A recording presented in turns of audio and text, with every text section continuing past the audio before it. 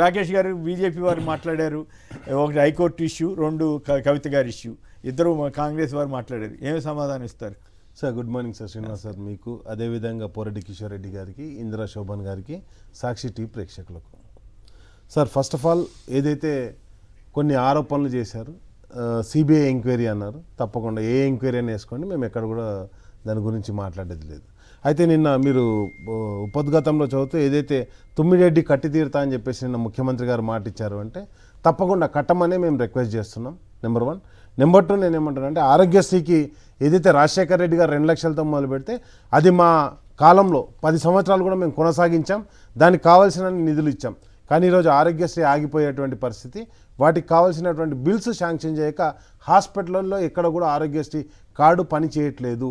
దయచేసి దాన్ని రాష్ట్ర ప్రభుత్వం వెంటనే ఆరోగ్యశ్రీని పునరుద్ధరించాలని కోరుకుంటున్నాం. అదేవిధంగా ఫీజు రియంబర్స్మెంట్ కూడా ఏదైతే ఫీజు రియంబర్స్మెంట్ ఏదైతే ఉన్నదో దాన్ని కూడా చెల్లించడం లేదు. ఆ చెల్లించేటువంటి ఫీజు రియంబర్స్మెంట్ ఏదైతే ఉన్నదో వెంటనే చెల్లించాలి.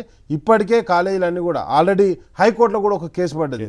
ఏదైతే మీరు సర్టిఫికేట్లు ఇవ్వండి అంటే ఫీజు చెల్లిస్తేనే సర్టిఫికేట్లు ఇస్తామన్నప్పుడు మీరు ఫీజు రియంబర్స్మెంట్ తీసుకోవాలంటే మేము కూడా ఆర్థిక వనరులు సమకూర్చుకోలేకపోతున్నాం. దాదాపుగా అంటే చాలా పెద్ద మొత్తంలో కాలేజీలు మూతపడే పరిస్థితిని. ఒకటి అర్బన్ కాలేజీలో కొంతవరకు ఫీజు ఇంక్రీజ్ చేసుకున్నారు, కానీ రూరల్ కాలేజీలో ఇంజనీరింగ్ కాలేజీలు కావచ్చు దాంట్లో చేరే వాళ్ళు లేరు. ఆ ఫీజు కూడా రియంబర్స్మెంట్ రావట్లేదు. ఎస్పెషల్గా దాంట్లో పనిచేసే ఫ్యాకల్టీకి జీతాలు కూడా రావట్లేదు సార్. కాబట్టి వెంటనే ఫీజు రియంబర్స్మెంట్ కూడా శాంక్షన్ చేయాలి. ఈ 2 అంశాలు నేను చెప్పారు కాబట్టి చెప్తున్నాం.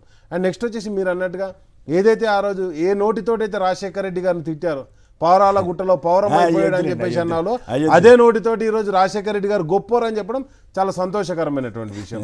ఎందుకంటే నేనేమంటున్నానంటే సరే అది డయాస్ ఏదైనా కానీ నేను ఆయన గురించి ఒక సభ పెట్టుకోవడం మాత్రం సంతోషకరం. కేవీపీ గారు ఆర్గనైజ్ చేశారు. అయితే అక్కడ ఇంట్రెస్టింగ్ విషయం ఏంటంటే రేవంత్ రెడ్డి గారిని కొంతమంది కలిసి మేము కేవీపీ గారి లాగా మీతో అంటే ఈయనకి నమ్మలేకపోతున్నారండి. ఎందుకంటే ఈ రోజుల్లో కుర్చీ లాగేస్తారు, అటువంటి పరిస్థితి. అంటే కేవీపీ గారు అంత గట్టిగా నిలబడ్డాడు అని చెప్పడం కోసం. అయితే ఆసక్తికరమైంది ఏంటంటే రేవంత్ రెడ్డి గారిని ఎవరు అట్లా అడుగుతున్నారనేది మరి చెప్పలేదు సార్. అయితే ఇప్పుడు నేను ఏమంటున్నానంటే కేవీపీ గారు రాజశేఖర రెడ్డి గారు అభిమానవ సంబంధం అంతే తప్పితే ఇంకెవరున్నారు అనేది అది ఎందుకు చెప్పలేము సార్. ఉదయ్ సింహ గారు వస్తారో లేకపోతే ఆయనతో ఎవరెవరైతే ఓటుకు నోటు కేసులు ఉన్నారో వాళ్ళంతా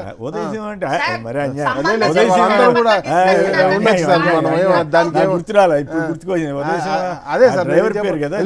కాదు సార్, ఆయనతో ఉన్నాడు కదా సార్ అప్పుడు అదేది మన ఓటుకు నోటు కేసు అప్పుడు ఆయనతో, లేకపోతే ఫైమ్ ఖురేషి గారు మొన్న మ్యాగీ మిల్లా ఇన్సిడెంట్ జరిగినప్పుడు వాళ్ళందరూ ఉంటారేమో సార్.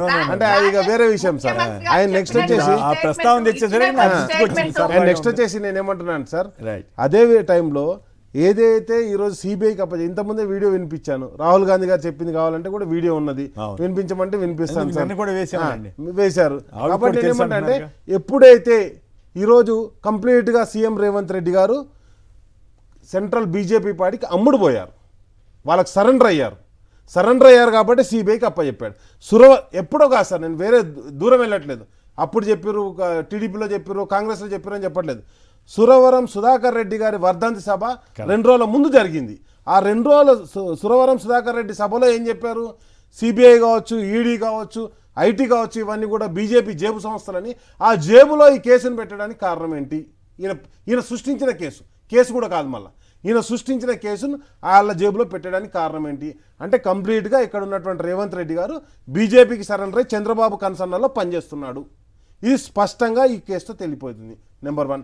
నెంబర్ 2, ఆ రోజు నేనేమంటానంటే ఏదైతే మీరు 665 పేజీల ఏదైతే నివేదిక పెట్టిరో దాంట్లో 653వ పేజీ, 54వ పేజీ, 55వ పేజీ నెంబర్లతో సహా చెప్తున్నాం.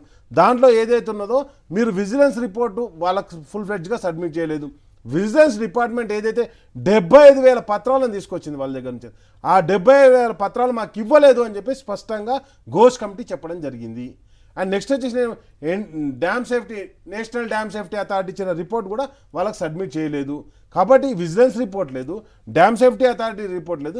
దాంట్లో మొత్తంలో చదివింది ఏంటంటే 9 నుంచి మేడిగడ్డకి ఎందుకు మార్చారు అంతే తప్పితే వేరే ఏం లేదు సార్. దాంట్లో ఎక్కడ లేదు సార్. అండ్ నెక్స్ట్ వచ్చేసి నేను ఏమంటానంటే ఒకవేళ మొత్తం ఉంటే సార్ రాజశేఖర రెడ్డి గారు ఉన్నప్పుడు దాని ప్యాకేజీలు 22 ప్యాకేజీలు సార్. 22 ప్యాకేజీలో ప్యాకేజ్ 1 ఒక్కటే చేంజ్ అయ్యింది సార్.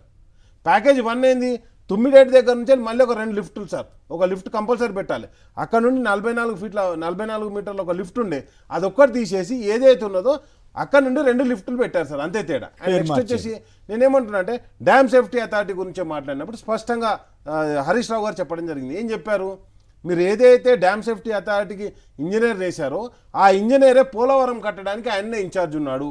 పోలవరంలో డయాఫ్రమ్ వాల్ కొట్టుకుపోయింది, ఈరోజు కాపా డ్యామ్ కొట్టుకుపోయింది. అయినా కానీ నేనేమంటాను అంటే చంద్రబాబు నాయుడు గారు బీజేపీతో పొత్తు పెట్టుకొని గతంలో పనిచేశాడు, ఎప్పుడు 96లో పనిచేశాడు, 96 నుంచి 2004 వరకు పనిచేశాడు, 2014 నుంచి 2019 వరకు పనిచేశాడు, మళ్ళీ ఈరోజు పనిచేస్తున్నాడు. దాదాపుగా వాళ్ళతో కలిసి పనిచేయబట్టి 20 ఏళ్ళు అవుతుంది. బీజేపీకి లింక్ లేదు సార్, నేనేమంటాను 20 ఏళ్ళ నుంచి పోలవరం కట్టలేకపోతుర్రు. పోలవరం ప్రాజెక్టు ఆంధ్ర ప్రజలకు అష్యూరెన్స్ ఇచ్చి హామీ ఇచ్చి, అది వేరే చర్చ. CBI report Kaleshwaram project justice Ghosh నివేదికతో సంబంధం లేకుండా సిబిఐ రిపోర్ట్ చేస్తే విచారణకి ఇస్తే ఏంటి ప్రయోజనం సార్? నేను ఏమంటున్నా అంటే మొత్తం వీళ్ళు అంటే విజిలెన్స్ రిపోర్ట్లో వీళ్ళు చెప్పింది, లేకపోతే విజిలెన్స్ రిపోర్ట్ కూడా మనకు తెలియదు కాబట్టి ఏమంటున్నా అంటే ఉత్తమ్ కుమార్ రెడ్డి గారు పీపీటీ ప్రజెంటేషన్ ఇచ్చే రోజు మేడిగడ్డ దగ్గర కట్టినటువంటి బ్యారేజ్కి అయిన ఖర్చు 3,591 కోట్లు అయిందని చెప్పేసి ఆయన లెక్క చెప్పాడు సార్. దాంట్లో కుంగినాయి 3 పిల్లర్లు, అవి మొత్తం 8 బ్లాకులు సార్. 8 బ్లాకులలో ఒక బ్లాక్ తీసేసి రీకన్స్ట్రక్షన్ చేస్తే వాళ్ళ లెక్క ప్రకారం అని చెప్పింది. అక్కడ అయ్యే ఖర్చు దాదాపుగా ఒక 400 కోట్లు. ఆ 400 కోట్లు అనేది ఒక అంశాన్ని పక్కన పెడితే సార్, ఈ 3 గేట్లు ఎత్తి ఏదైతే మొత్తం గేట్లు ఎత్తి పెట్టి అక్కడ దాని వెనుక అమ్ముకున్న ఇసుక 4,000 కోట్లు సార్. ఇంకో మేడిగడ్డ కట్టించారు, రాష్ట్ర ప్రభుత్వం సార్, ప్రభుత్వం డైరెక్ట్ గా మేసింది. నేనేమంటా అది నా లెక్క కాదు సార్, ప్రభుత్వ లెక్క నేను చెప్పేది, నా సొంత కవిత్వం కాదు, ప్రభుత్వ లెక్క చెప్తున్నా.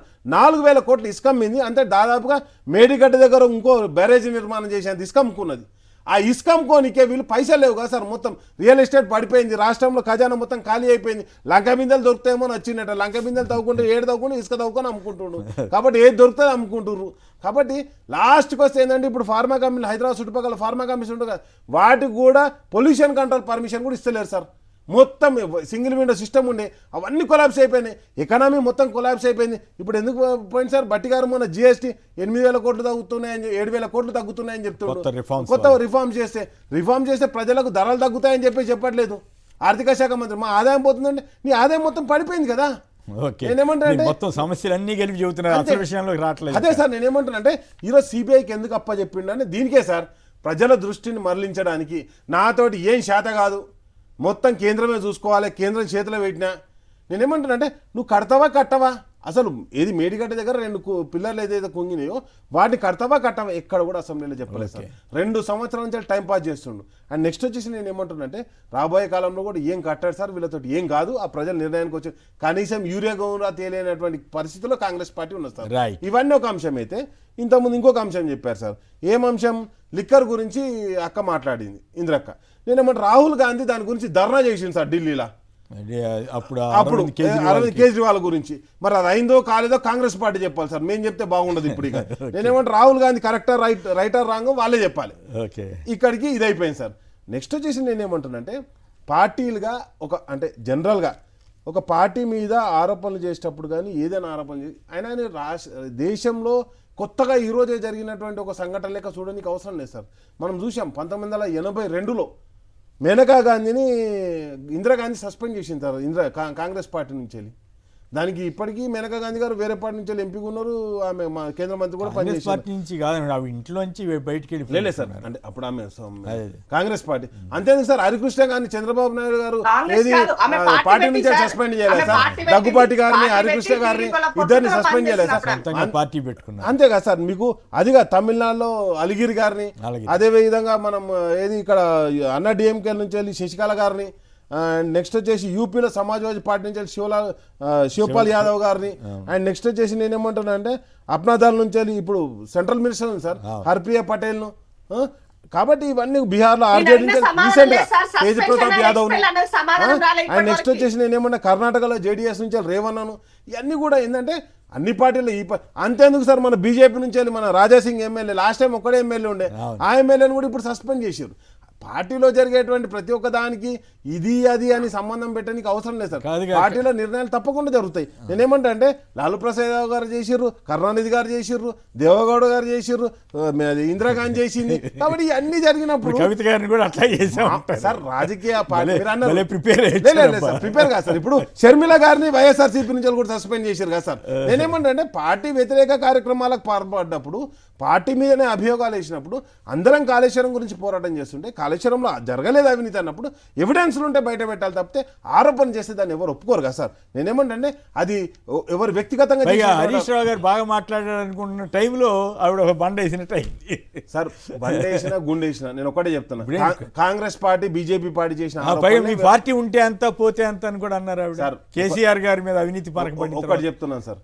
పార్టీ అనేది కేసీఆర్ గారు ఏదైతే తెలంగాణ ఉద్యమాన్ని చేపట్టినప్పుడు ప్రతి ఒక్కరం దాంట్లో కార్యకర్తలుగా పనిచేయడం. నేను ఆ రోజు ఇంజనీరింగ్ స్టూడెంట్ సార్. నేను పిహెచ్డీ కంప్లీట్ చేసిన. తెలంగాణ గురించి నేను గెస్టెడ్ ఉద్యోగాన్ని రాజీనామా చేసాను సార్.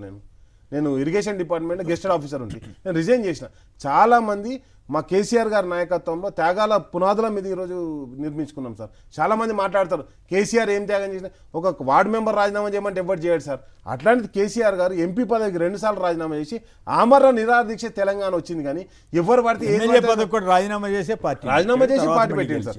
ఎమ్మెల్యే పదవికి రాజీనామా చేసి సెంట్రల్ చంద్రబాబు గారి ప్రభుత్వం ఉండే సిద్దిపేట నుంచి ఆయన గెలవనివ్వకూడదని విశ్వప్రయత్నం చేశారు. ప్రయత్నం చేస్తే అప్పుడు తర్వాత టీఆర్ఎస్ లో చేరిన కొందరు కూడా అప్పుడు మంత్రులుగా ఉండేవాళ్ళు, వాళ్ళు కూడా చాలా గట్టి ప్రయత్నం చేశారు. నేను ఏమంటున్నా అంటే ఓడించడానికి రాజశేఖర్ చంద్రబాబు నాయుడు గారు ఏదైతే బషీర్బాగ్ కాల్పుల సంఘటన జరిగిందో, ఒక 3 రైతులను కాల్చి చంపిన క్రమంలో ఇప్పటికి మొన్ననే జస్ట్ రీసెంట్ గా 25 years. కాబట్టి నేను ఏమంటున్నా అంటే ఫైనల్ గా చెప్పండి ఒక మాట. ఇప్పుడు ఇంతకీ కవిత గారు కొత్తగా పార్టీ పెడితే అసలు కవిత గారు వెనకాల ఎవరున్నారు అనుకుంటున్నారు? కవిత గారు కొత్తగా పార్టీ పెడితే మీ బీఆర్ఎస్కి ఏ రకమైన పోటీ అవుతారు, ఇబ్బంది పెడతారు సార్? ఒకటి ఆవిడ ఇంకేమన్నా ఇవాళ కొత్త ఆరోపణలు చేస్తే మీ పరిస్థితి ఏంటి సార్? ఇప్పుడు ఇందిరా గారు ఒక గొప్ప మాట చెప్పారు. నేను జాగృతిలో పనిచేశాను, విభేదించాను, సిద్ధాంతపరంగా విభేదించాను, నేను కాంగ్రెస్ పార్టీలోకి పోయాను. తప్పులేదు. నేనేమంటున్నానంటే కానీ ఆమె వెళ్ళేటప్పుడు జాగృతి మీద విమర్శలు చేసిపోలేదు. కాబట్టి ఈరోజు రాజకీయ భవిష్యత్ అనేది ఏదైతే కల్పించినటువంటి బీఆర్ఎస్ పార్టీ, కేసీఆర్ గారి మీద నమ్మకం ఉంచి మేము పనిచేస్తామని ఎప్పుడు కానీ చెప్పాలి తప్పితే దాన్ని వేరే విధంగా మాట్లాడినప్పుడు తప్పకుండా పార్టీ భవిష్యత్తు దృష్ట్యా కొన్ని నిర్ణయాలు తీసుకోవడం. సరే, ఇప్పుడు పార్టీ ఆవిడ కొత్త పార్టీ పెట్టుకుంటే ఏమవుతుంది? లేదు మీరు ఆరోపిస్తున్నాడు కాంగ్రెస్ వాళ్ళే వెనకాల ఉన్నారని చెబుతున్నారు కదా, ఆ కాంగ్రెస్కి దగ్గరికి వెళ్తే ఏంటి మీ పరిస్థితి? సార్ మేము ఏమంటున్నాం, మేము ఉన్నదే ప్రతిపక్షంలో, పోయేదేమో సార్ మాకు మా దగ్గర ఉంటే కదా సార్ మేము పోయేది. నేనేమంటున్నా అంటే బ్యాంక్ ముందట పైసల గురించి లైన్లో నిలుస్తుంది, జేబు కొట్టేస్తండి, పైసలకే బ్యాంక్ అడిగిపోతుంది. ఇంకా మళ్ళీ ఏముంటాయి? అండ్ నెక్స్ట్ వచ్చేసి నన్ను విశ్వసించాల్సింది ప్రజలు సార్. నేను చెప్పాల్సింది ప్రజలతో, నేను మాట్లాడాల్సింది ప్రజలతో. కాబట్టి కేసీఆర్ గారు నిరంతరం ప్రజలతో మాట్లాడతారు. మనం చూసినాం ఒక 1 year తర్వాత మేము బహిరంగ సభ పెట్టుకుంటే ప్రజలంతా ఎట్లా తరలి వచ్చిర్రు ఆయన. కాబట్టి నేనేమన్నా ఇబ్బంది ఏమి ఉండదు సార్. మేము ఒకటే చెప్తున్నాం, కేసీఆర్ గారితో విభేదించి ఆ రోజు కేంద్ర మంత్రి పదవిలో ఉన్న వాళ్ళు కూడా, నరేంద్ర గారు లాంటి వాళ్ళు కూడా విభేదిస్తే పార్టీ నుంచి వెళ్ళి సస్పెండ్ చేయడం జరిగింది. మీరు అంతేందుకు సార్ లాస్ట్ క్యాబినెట్లో ఏది ఈటల రాజేందర్ గారిని కూడా సస్పెండ్ చేయడం జరిగింది, విజయశాంతి గారు. అయితే విశేషం ఏంటంటే ఈటల రాజేందర్ గారి మీద కూడా సిబిఐ యాక్టివ్ అవుతుందా? ఆయన ఏమో క్యాబినెట్ నిర్ణయం ప్రకారమే ప్రాజెక్ట్ జరిగిందని ఆయన చెప్పారు. అంతేందుకు సార్, డైరెక్ట్ గా జూపల్లి గారికి దాంట్లో మొత్తం క్యాబినెట్ లో ఉన్న మంత్రులందరి పేర్లు చదివారు. హరీష్ రావు గారు చదివిన దాంట్లో తుమ్మల నాగేశ్వరరావు ఉన్నారు, జూపల్లి కృష్ణారావు గారు. మరి ఎందుకు ఆ రోజు చెప్పలేన్నారు? అండ్ నెక్స్ట్ వచ్చి సార్ నిర్ణయం జరిగింది ఎప్పుడు? 15 జరిగింది. వాళ్ళ తర్వాత కూడా ఉన్నారు కదా సార్.